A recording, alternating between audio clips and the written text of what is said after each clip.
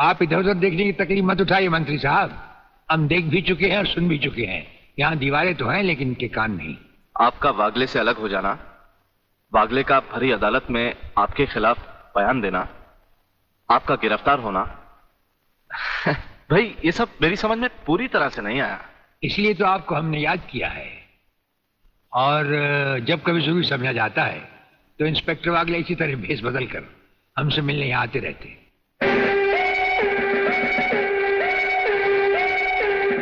Sir, brigadier साहब का हमसे अलग होना, जेल में आ जाना, इससे दुश्मन हमें कमजोर समझकर लापरवाह हो जाएंगे और उनकी इसी लापरवाही का फायदा उठाकर हम उनकी जड़ें आसानी से काट सकते हैं।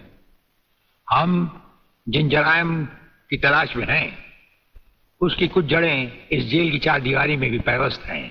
उन्हें ढूंढकर निकाल कर हमें खोदना होगा। और मंत्री साहब, आपसे खास बात ये कहना थी कि हमारी गैर हाजिरी में इंस्पेक्टर वागले आपसे हॉटलाइन पर बातचीत किया करेंगे। ये जब कभी भी आपसे कहें, आप हमारे लिए रिहाई के ऑर्डर भिजवा दीजिएगा। ठीक है, आप जब चाहेंगे आपकी रिहाई के ऑर्डर्स भिजवा दिए जाएंगे। नमस्कार। Cheers!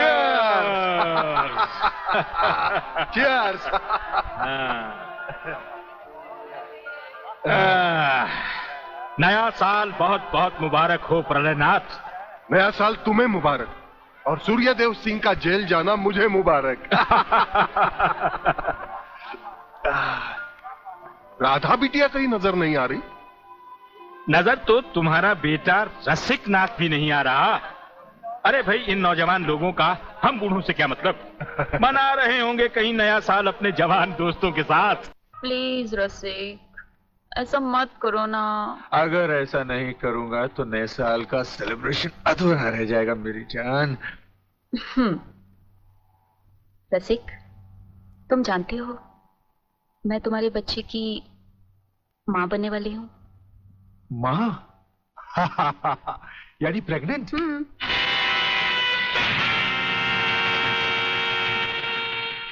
अनीता, तुम? हाँ, मैं। कह दो इसे भी, प्रेगनेंसी में परेशानी क्या है, करवा लो अबॉर्शन। शादी बाद में कर लेंगे, अभी तो हम बच्चे हैं। क्यों, यही कहा था ना तुमने मुझसे? और न जाने किस किस से कहा होगा। अनीता, अनीता, कब तक तुम मुझे यूं ही ब्लैकमेल करती रहोगी? राधा, राधा ये सब तुमसे झूठ बोल रही है। ये मुझे बदनाम करना चाहती है। इसकी बातों में मत आना तुम। मैं भी तुम्हारी तरह इसकी भोली भाली बातों में आकर इसके बच्चे की माँ बनने वाली हूँ। मेरे बच्चे की माँ?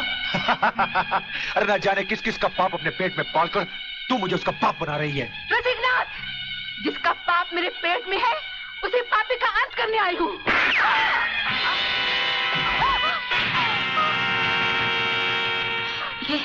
ये तुमने क्या किया? रसिक, तुमने इसे मार डाला? तो और क्या करता? हजारों औरतें जबरदस्ती मेरे गले पड़ रही थी। आज मैंने तुम्हारी सही शक्ल देख ली है रसिकनाथ। अगर ये एक बाजारू औरत थी तो तुम भी एक बाजारू कुत्ते हो जो जगह जगह मुंह मारते फिरते हो। मैं आज तुम्हारा भांडा फोड़ कर रहूंगी। मैं अभी पुलिस को फोन करती हूँ। साली, ज्यादा समझदार बनने की कोशिश की तो तेरा भी यही आशा कर दूंगा, समझे?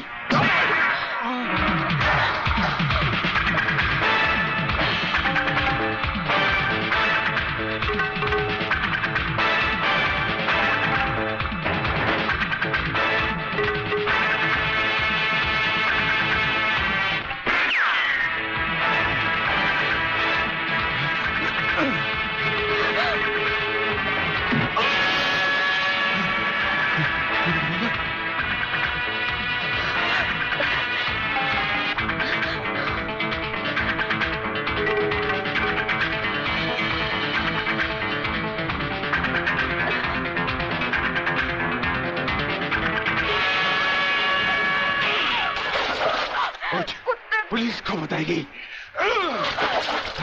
पुलिस को बताएगी। जिंदा रहेगी तो पुलिस को बताएगी ना। न रहे बात न बचेगी बांसुरी। मैं तुझे खत्म कर दूंगा कमीनी।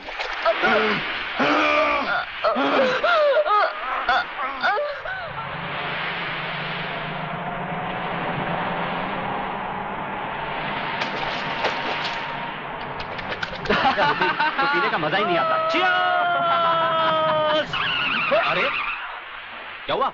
अबे सामने देख, लड़की की लाश। अरे नहीं यार, ये भी कोई हमारी तरह नशे और मस्ती में चूर लगती है।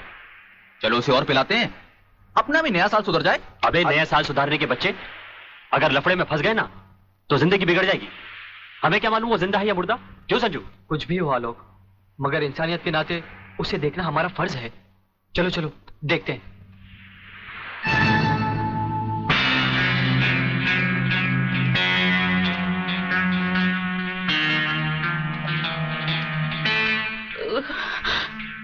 मुझे मत मारो प्लीज।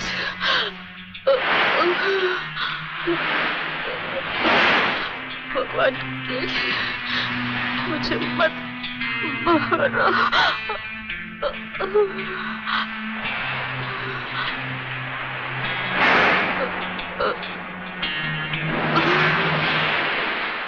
अरे ये तो फिर से बेहोश हो गई। लगता है किसी ने इसे बहुत मारा है। चलो इसे अस्पताल ले चलते हैं। डॉक्टर साहब। यस, क्या बात है?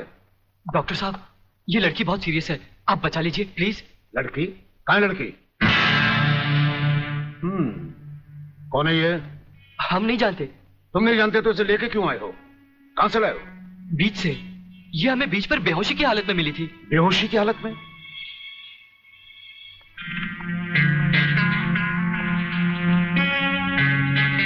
इसकी हालत तुम लोगों ने इसके साथ 31st नाइट बना के तो नहीं की है ना? हम लोगों ने? ये क्या कह रहे हैं डॉक्टर साहब? नहीं नहीं, हम लोगों ने ऐसा कुछ नहीं किया। देखा तुम लोगों ने? मैं तुम लोगों को पहले ही कह रहा था। मगर नहीं यार, चुप रह तू, डरता क्यों है? डॉक्टर साहब ये वक्त इधर उधर की बातों का नहीं है, हम पर भरोसा कीजिए और जल्दी से इलाज कीजिए। बातों से समझदार मालूम होते और मुंह से शराब की बदबू भी आ रही है। लेकिन भाई मेरे ये मामला तो पुलिस का है। पुलिस? हाँ। मगर पुलिस क्यों डॉक्टर साहब? क्योंकि इस तरह के केसेस पुलिस में दर्ज करवाए जाते हैं। मैं इंस्पेक्टर को अभी बुलाता हूँ, इंस्पेक्टर नीचे बैठा है। डॉक्टर साहब, संजय। आप लोग बैठिए। इंस्पेक्टर कहाँ गए वो लोग? साहब हम लोगों को मार के वो दोनों भाग गए। क्या बात है डॉक्टर साहब, आप इतने परेशान क्यों हैं? इंस्पेक्टर साहब पता नहीं वो 3 लड़के इस लड़की को बेहोशी की हालत में यहाँ लाए। मैं आपको बुलाने गया, इतने में वो भाग गए। भाग गए?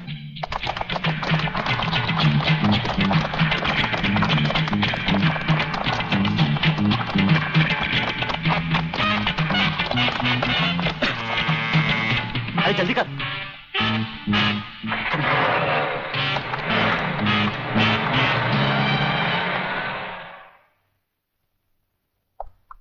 सर ये है उस लड़की की मेडिकल रिपोर्ट।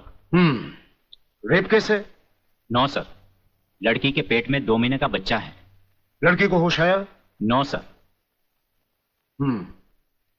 उसका कुछ अता पता? अब तो उसके होश में आने के बाद ही पता लगेगा कि वो कौन है और उसके पेट में बच्चा किसका है। Uncle save me uncle. अरे अंकल सेव मी अंकल। अरे बेटे, अंग्रेजी को मार गोली और हिंदी में समझा। क्या बात है? काकाश्री, पिताश्री मेरे परलोक सुधारने का प्रबंध कर रहे हैं। अरे तुम वो मेरी हत्या कर। तुम जैसी कमीने औलाद को मार डालना ही बेहतर होगा। देखता हूँ आज तुम्हें कौन बचाता है। प्रलयनाथ तुम बीच में मत बोलो जीवनलाल। इस कमीने ने आज मेरी इज्जत मिट्टी में मिला दी है। मैं इसे जान से मारू। बात क्या है? क्या किया है इसने? ये बात तुम मुझसे पूछो तो अच्छा होगा। अच्छा अच्छा, रुक जाओ, शांति करो।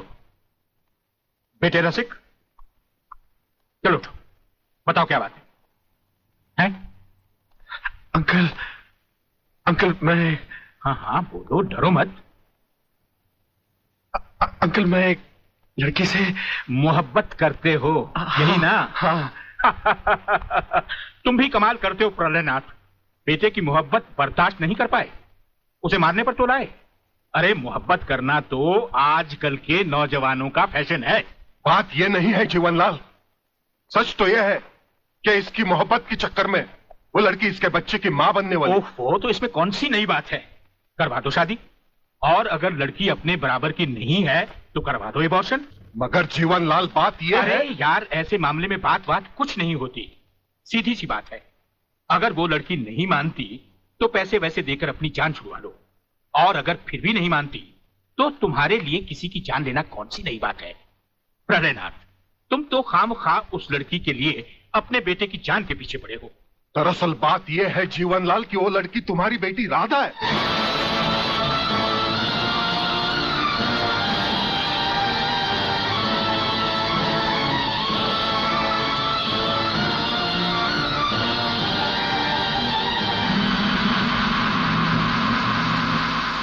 सारी चीजें दर्ज कर ली?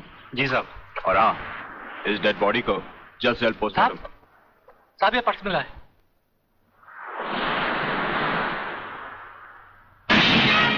संजय आर चौहान।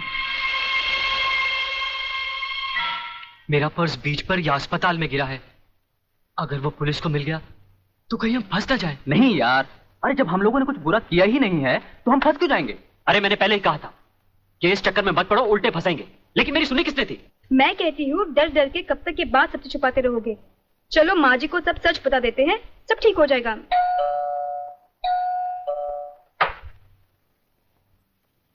नमस्ते। नमस्ते। क्या बात है इंस्पेक्टर साहब?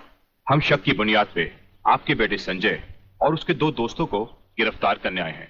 गिरफ्तार? क्यों? क्या जुर्म किया है उन तीनों ने? ये आप अपने बेटे से पूछ लीजिए।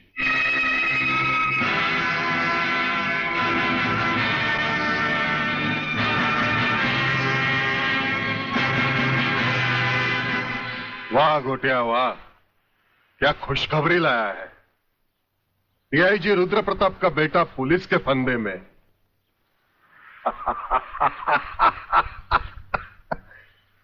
बाप ईमानदारी की मौत मर गया, अब बेटा कानून की मौत मरेगा।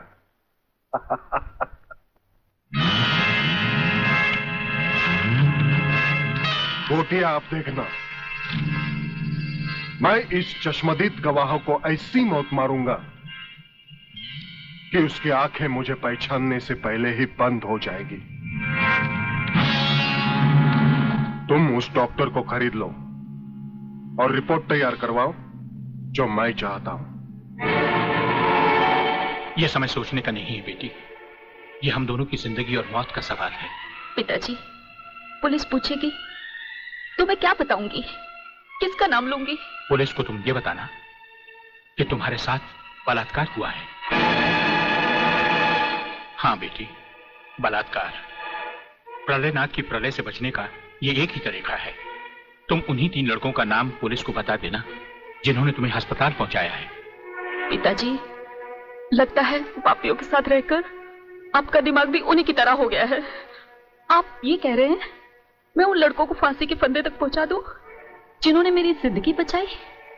नहीं पिताजी, मैं ऐसा हरगिज नहीं करूंगी, हरगिज नहीं करूंगी।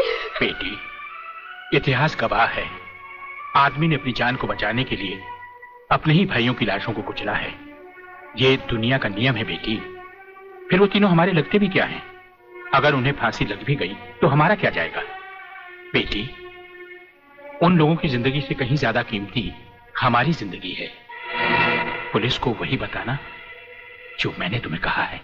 मगर गुप्ता जी, किसी के सपने पूरे करने के लिए किसी के अरमानों का गला तो नहीं घोटना चाहिए। ये पाप है। राधा तो प्रेग्नेंट है और आपने पैसे के लिए उसके बलात्कार की गलत रिपोर्ट तैयार कर दी। तुम मेरे सीनियर हो या मैं तुम्हारा सीनियर, पेशे का सबक मुझे मत सिखाओ, समझे? सीनियर और जूनियर का मतलब ये तो नहीं सर कि आप कुछ भी करें और मैं चुपचाप देखता रहूं। ऐसा कभी नहीं होगा। मैं आपकी गलत रिपोर्ट पर हरगिज साइन नहीं करूंगा जो उन 3 निर्दोषों को फांसी के फंदे तक पहुंचा दे। डॉक्टर सिन्हा, आज से 5 साल पहले डॉक्टर श्रीवास्तव ने इसी तरह की एक गलत रिपोर्ट पर साइन करने से इनकार कर दिया था। गुंडा स्वामी के आदमियों ने उसे 6ठी मंजिल से नीचे फेंक दिया और पुलिस ने उसकी मौत को आत्महत्या समझकर उसकी फाइल हमेशा हमेशा के लिए बंद कर दी। अगर तुम भी उसी राह पर चलना चाहते हो तो एज यू विश। इंस्पेक्टर साहब, इंस्पेक्टर साहब, मैं कहती हूँ ये कहाँ का न्याय है? कैसा कानून है जो 3 मासूमों को सोचे समझे बिना हवालात में बंद कर दिया? मैं पूछती हूँ क्या हो गया है इस देश के कानून को? अगर पुलिस वाले इस तरह पुलिस स्टेशन में सोते रहे तो निर्दोष लोग जेल में नहीं जाएंगे तो कहाँ जाएंगे? उठो! कौन तुम? नींद की गोली खाकर सोया है गांजे की? दिखता नहीं क्या? लड़की हूँ मैं, आलोक की बहन, जिसे तुम्हारे कोई बहादुर इंस्पेक्टर ने बलात्कार के जुर्म में पकड़ा है। कहाँ है वो इंस्पेक्टर? मैं उससे मिलना चाहती हूँ। सलाम साहब। साहब? अच्छा, तो आप ही है वो साहब। मैं पूछती हूँ तुम पुलिस वालों को हुआ क्या है जो गुनहगार को निर्दोष और निर्दोष को गुनहगार समझ लेते हैं। सुना था कानून अंधा होता है, मगर तुम्हें तो भगवान ने एक नहीं दो दो आंखें दी है, और वो भी चील की तरह मोटी मोटी। क्या वो तीनों तुमको किसी भी तरह से बदमाश लगते हैं? अरे मेरा भाई आलोक, वो तो किसी लड़की से बात करते हुए भी कांपता है, वो किसी पे बलात्कार क्या करेगा? खाक। वागले बेटे, ये तो लाल मिर्च है तीखी तीखी। हाथ लगाओ तो हाथ चले, मुंह लगाओ तो मुंह चले, दिल लगाओ तो दिल चले। ये तेरी बीवी बनने के लायक है। अरे इस तरह घूर घूर के क्या देख रहे हो? पहले कभी लड़की नहीं देखी क्या? लड़कियां तो बहुत देखी, लेकिन तेरे जैसे तीखी पहली बार देखी।